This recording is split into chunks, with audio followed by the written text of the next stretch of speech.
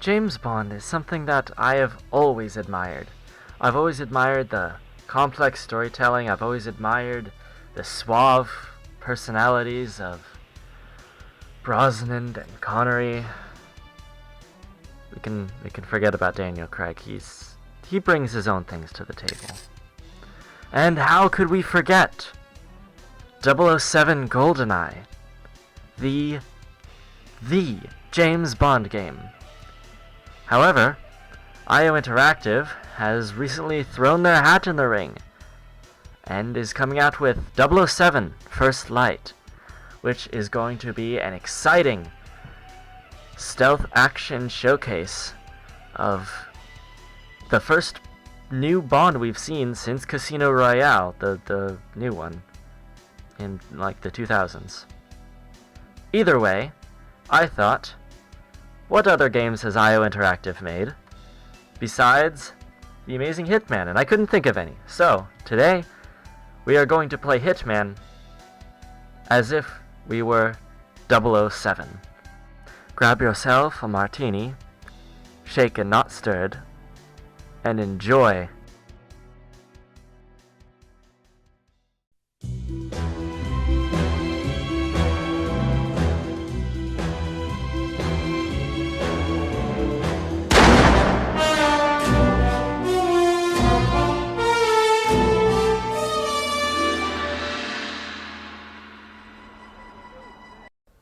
.007's first starting point is Paris.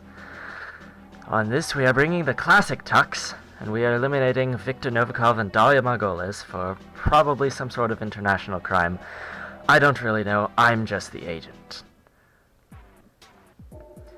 Fortunately, 007 has been able to gain entrance to the auction of many illegal goods on the top floor.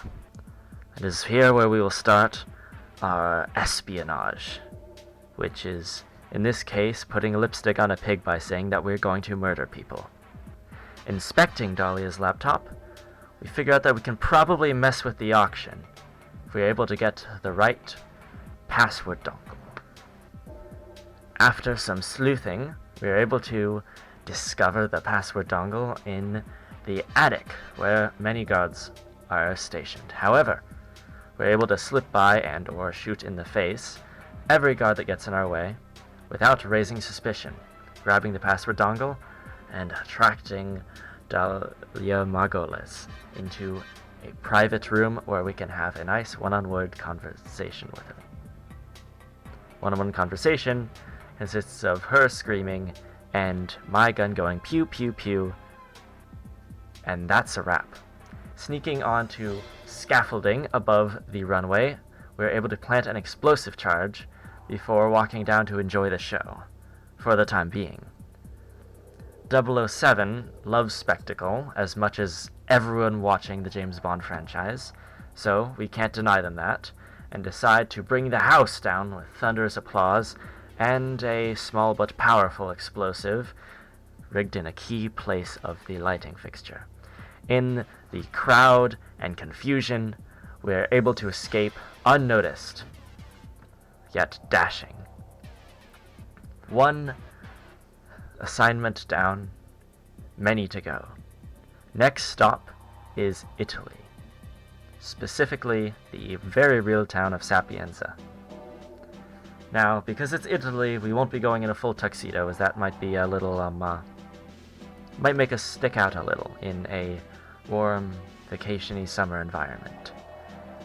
Today we are sneaking into a mansion and an underground laboratory that MI6 is pretty damn sure is in the area. Picking up a couple little bits of supplies that we may or may not use on our safe house before embarking on this excellent mission and my personal favorite. We're able to sneak into the house, or mansion, or Villa Caruso. I don't speak Spanish.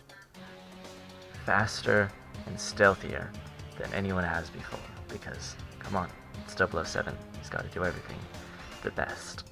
Unless he's Daniel Craig, in which case he's going to punch a lot of people and then run across some buildings and cranes before punching more people. Maybe shooting some of them. Either way, back in Sapienza, we were able to take care of Silvio Caruso, the spoiled brat, problem child's guards, and then make sure that he never bothers anyone else again. Sneaking down below the mansion, we are able to find a crack in the wall and break open a secret passageway into the cavernous depths of the laboratory beneath the mansion, where there is a virus being made. Now this virus, it is not, let's say, made for the most tasteful reasons. Try racial extermination or genocide. $5 says YouTube will demonetize the video because it seems like everyone's censoring everything these days. Either way, after eliminating a couple of these lab assistants, which have willfully helped in the creation of the most deadly virus possible, we destroy said virus and wait, because our final target will come in and investigate without any sort of breathing apparatus, which we will remind her is a very bad idea when in a sealed room that can vent numerous toxins into the air at the push of a button.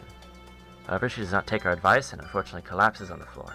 So, we run out to get help, and by help, I mean you fly away in an airplane very, very far away before anyone can figure out what we did. That's Sapienza taken care of. Although I'm sad to see Italy go, we aren't going far. It's just across the Mediterranean, and a little bit through Africa. 007 finds himself in Marrakesh, Morocco. This time, we're eliminating two people a bit more off the books. Klaus Hugo Strandberg and General Reza Zidane. Fortunately, we've been able to secure 007 with a spot in the military base, or the old school. No, it's literally an old school. Sneaking into Zidane's office, we can plant an explosive and simply, quickly take care of our target. However, the next one is going to be even easier, as all we have to do is point and click, and manage that recoil.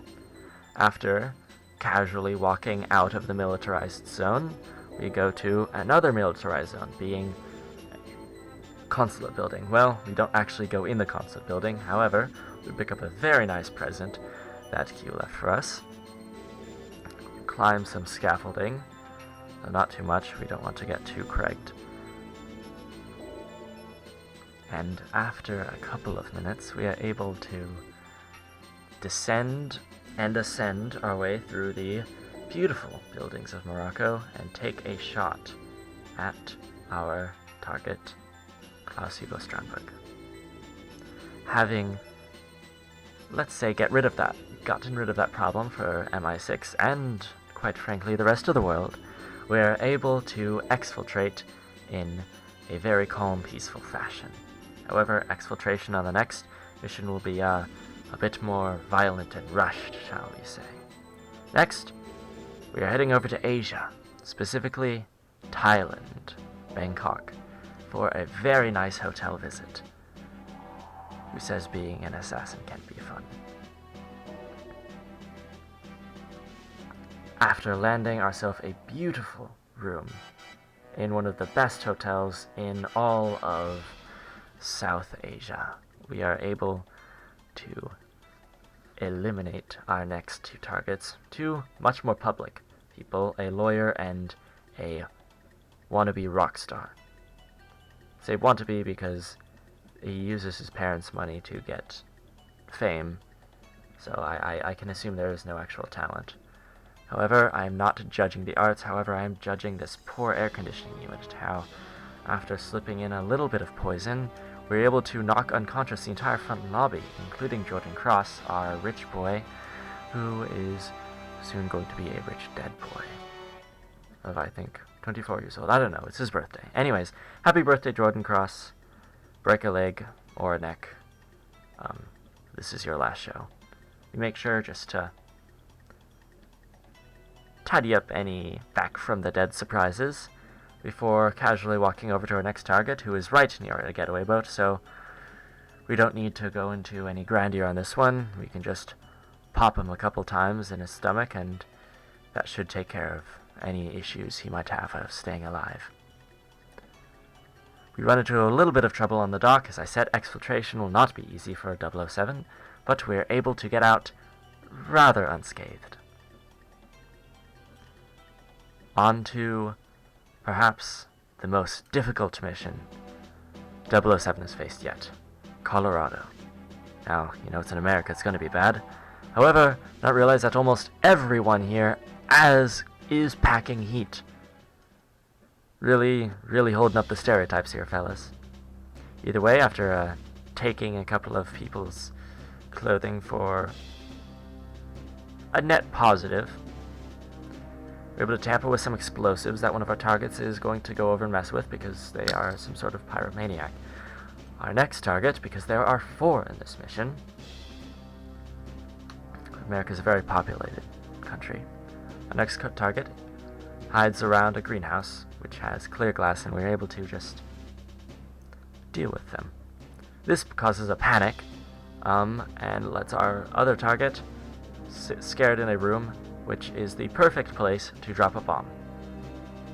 After that, we can just shoot our last one in the back of the head in a dark, dank basement with no one else around, and we can exfiltrate a rather messy, but I'm sure it's not the same person that shot all 4 of those high individuals. On to the final, the cream of the crop, the creme de la creme, the other words for grandeur and epicness. Hokkaido, Japan. We have 2 targets, Eric Sodas, and I'm not going to try to pronounce that in one take, and I'm not doing a takeover. This is the only voiceover we're getting with this pseudo semi-British accent. I don't know what I'm doing. It's varying. Either way, this sauna is not quite hot enough for our liking, so we are going to scoot all of those other people out and wait for our target, Yuki Yamazaki. There we go. Yuki Yamazaki to waltz on in to take a nice, steamy, forever nap. After these people vacate, of course, which they might be taking a while to do. Fortunately, while we wait for our dear friend Yamazaki to enter the sauna, we are going to discuss our next target, who is sitting on an operation table. Very good strategy for not getting killed. You're surrounded by a bunch of people to save your life. However, there are a couple things that our life cannot be saved by. One of which is locking a door in a 200-something degree sauna and suffocating. And the other is lots of bullets to the chest, abdomen, and potentially temple. The first of which we are seeing here, the second of which will be demonstrated very shortly. After picking back up our signature silenced pistol, we are able to navigate our way through, ironically, a morgue before ascending to the operations theater. After giving this woman plenty of sick leave, she's a doctor, she well deserves it, we're able to simply walk on up to Eric Sodas, who is somehow connected to all of this, and ring around the rosy a couple times before inevitably putting this old man in his final resting place, a medical center. After re-navigating through the morgue, I will not point out how funny that is a second time, we are able to scoot down with half of the guard on our tail and exfiltrate on a motorbike in the snow. Thanks for watching.